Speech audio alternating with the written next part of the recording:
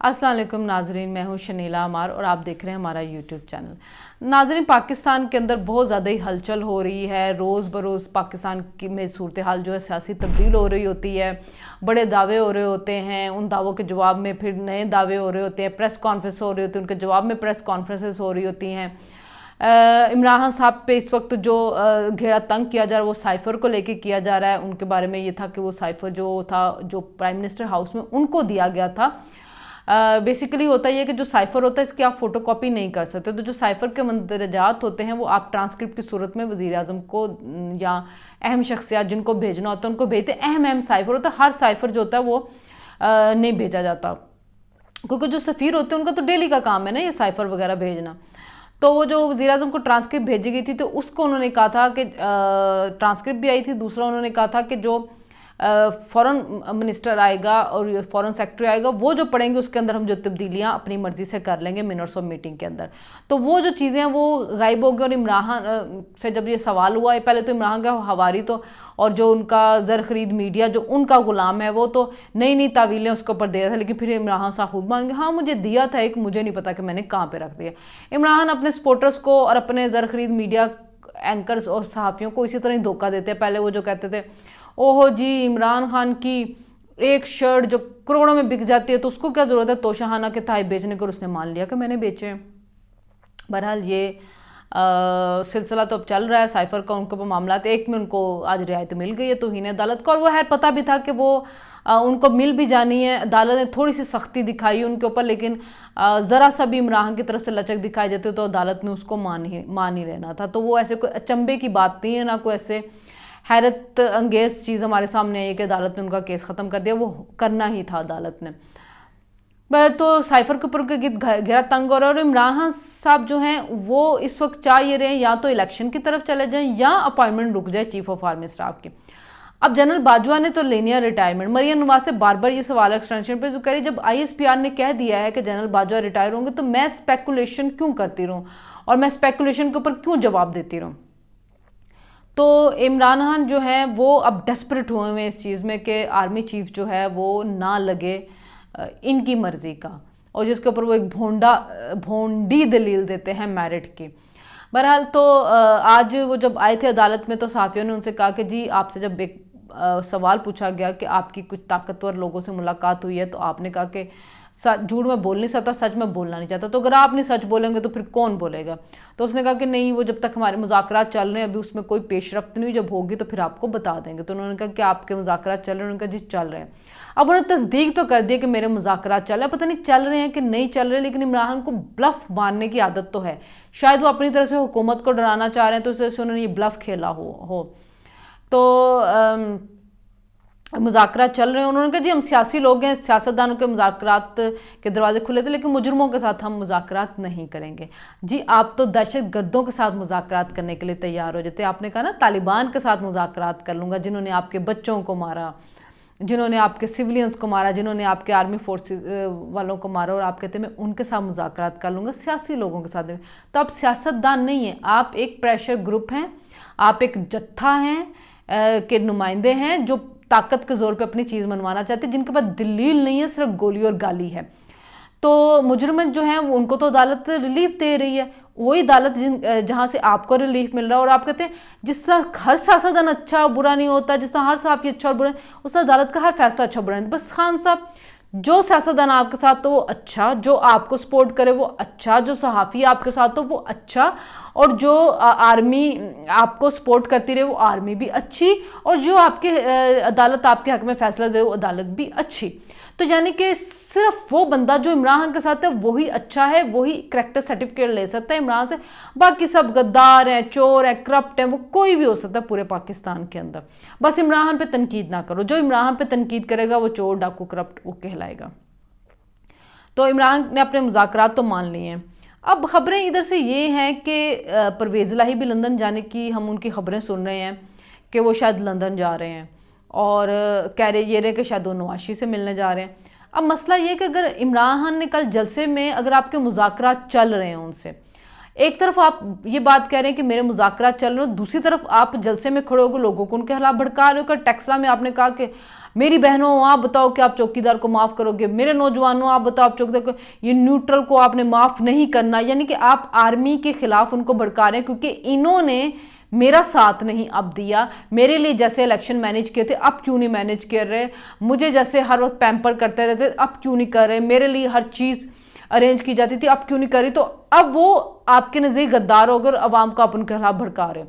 تو اگر مذاکرات چل رہے ہیں تو پھر یہ بھڑکانا کیا ہے؟ اس کا مطلب مذاکرات نہیں چل رہے ہیں آپ کے، آپ صرف بلف مار رہے ہیں اور آپ کو سیدھا سادہ جواب مل گیا ہے کہ الیکشن نہیں ہونے آپ کی مرضی کی ڈیٹ کے اوپر.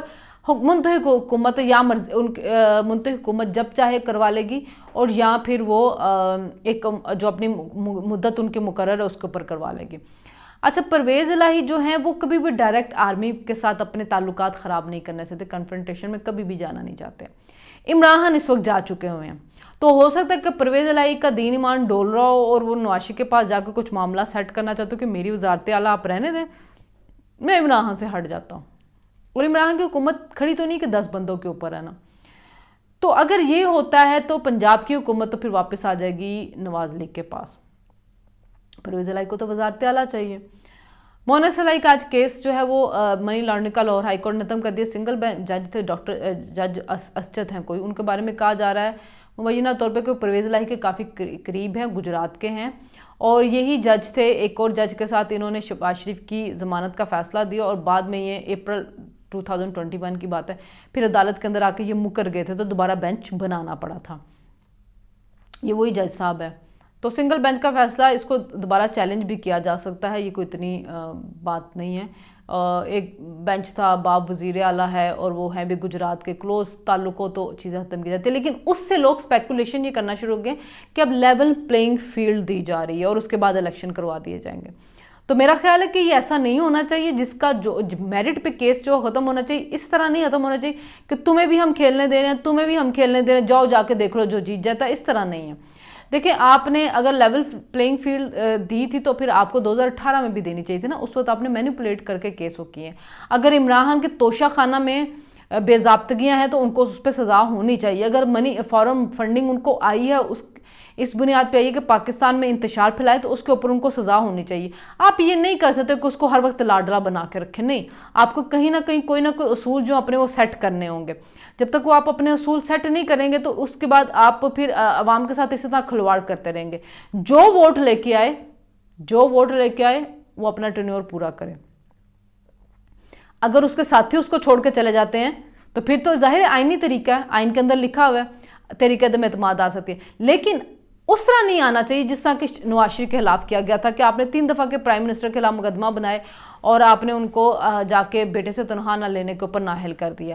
یہ کام نہیں ہونا چاہیے. بیٹی کے اوپر بلا وجہ کیس بنا، وہ 7 سال عدالتوں میں رلتی رہی ہے اور اب جا کے عدالت نے اس کو وہ دیا، ریلیف بھی نہیں دیا. ظاہر ہے وہ میرٹ کے اوپر اس کا کیس جو ختم ہوا ہے لیکن اس کے اوپر بھی شور ڈال دیا NRO 2 مل گیا. بھئی NRO کیا ملا؟ یا تو وہ آپ کی جو نیب تھی وہ وہاں پہ کیس واپس لیتی یا یہ اپنا کوئی پروسیکیوٹر لگاتے پھر بات تھی. وہ نیب تو عمران خان کے دور سے ہی جو تھی اپنے دلائل میں ویک تھی اور پھر جج ارشد ملک کی ویڈیو نے تو سارا بھانڈا پھوڑ دیا ہوا تھا. کوئی NRO نہیں تھا اور نہ ہی مریم نے جو نیب ترمیم تھی اس کا سہارا لیا. تو وہ اپنے میرٹ کے اوپر کیس سے وہ بری ہوئی ہے. پھر دیکھیں نا، حالات اکانومی کے بھی اس وقت اب سٹیبل ہونے شروع ہو گئے ہیں کچھ، لیکن KPK میں حالات بہت خراب ہو رہے ہیں. اب تیمور جھگڑا آ کے بیٹھ کے کہہ تو رہے ہیں کہ نہیں جی یہ افواہیں پھیلائی جا رہی ہیں، لیکن PTI نے جو آپ کا جتنا قرضہ لیا گیا تھا کچھ 97 کے 98 ارب قرضہ لیا گیا ہوا تھا آج سے پہلے، انہوں نے 9 سالوں کے اندر کوئی 900 ارب قرضہ لے لیا. اب وہ 900 ارب قرضہ لے لے، یہ بینکوں کے ڈیفالٹ ہو رہے ہیں، کہہ رہے ہیں ان کے پاس کیش ختم ہو گیا حکومت کے بعد لوگوں کو تنخواہیں دینے کے لیے. اب تیمور جھگڑا نے کہا نہیں جی آج پہلا ورکنگ ڈے تنخواہیں جانی شروع ہوگی. پتہ چل جائے گا ایک دو دن میں سب کچھ سامنے آنا شروع ہو جائے گا کہ کتنے یہ انہوں نے اپنے صوبے کے حالات بہتر کیے ہوئے. لیکن آپ یہ دیکھیں کہ ہر دوسرے دن تو استاد جو ہوتے ہیں وہ آ کے بیٹھ جاتے ہیں بنی گالہ کے باہر. پشاور یونیورسٹی کے ٹیچرز نے کتنی دفعہ وہ مارچ نکالا ہے کہ ہمیں تنخواہیں نہیں مل رہی ہوتی ہیں. جو پرمننٹ ہونا چاہتے ہیں وہ آ کے بیٹھے رہتے ہیں. تو حالات تو وہاں کے خراب ہیں. اب یہ جتنی مرضی آ کے بیٹھ جائیں، پریس کانفرنسز کریں، لیکن سب کو پتہ ہے کہ اس صوبے کے حالات بہت دگردو ہیں. تو آنے والے دنوں میں ہم دیکھتے ہیں کہ پنجاب میں یا کے پی کے میں کیا اکانومی کے حالات رہتے ہیں.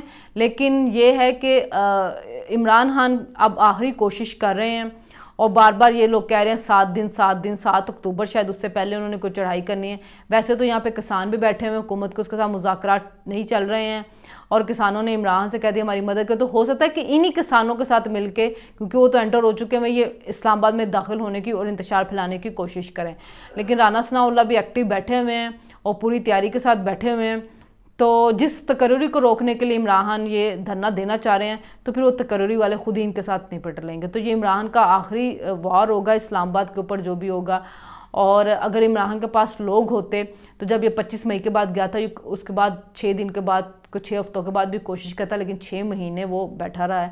تو اب دیکھنا یہ ہے کہ اس کو پنجاب سے کتنی سپورٹ ملتی ہے. کے پی کے سے تو ظاہر ہے مل جائے گی، پنجاب سے کتنی ملتی ہے، یہ کتنے بندے لا پاتا ہے، یہ دیکھنا ہوگا. کیونکہ اب ان کے جلسوں کے اندر بھی وہ لوگ کہنا شروع ہو گئے کہ مخصوص لوگ ہیں، وہی ان جلسوں میں چلے جاتے ہیں، وہی پھر اگلے جلسوں میں چلے جاتے ہیں. اور آپ کو نظر بھی آتا ہوگا وہی مخصوص آنٹیاں ہر جگہ پہ بیٹھ کے رو رہی ہوتی ہیں. تو آنے والے دن مزید انٹرسٹنگ ہے پاکستانی سیاست کے لیے، کیونکہ جنرل باجوہ کی ریٹائرمنٹ کا پلان بن گیا، اور عمران خان نے اس پلان کے لیے جو اپنا پلان بنایا ہوا وہ بھی آنے والے دنوں میں ہمارے سامنے آئے گا، تو ہم آپ سے ڈسکس کریں گے. تو ابھی تک اتنا ہی. ہمارے چینل کو سبسکرائب کریں، لائک کریں، کامنٹس کریں. اللہ حافظ.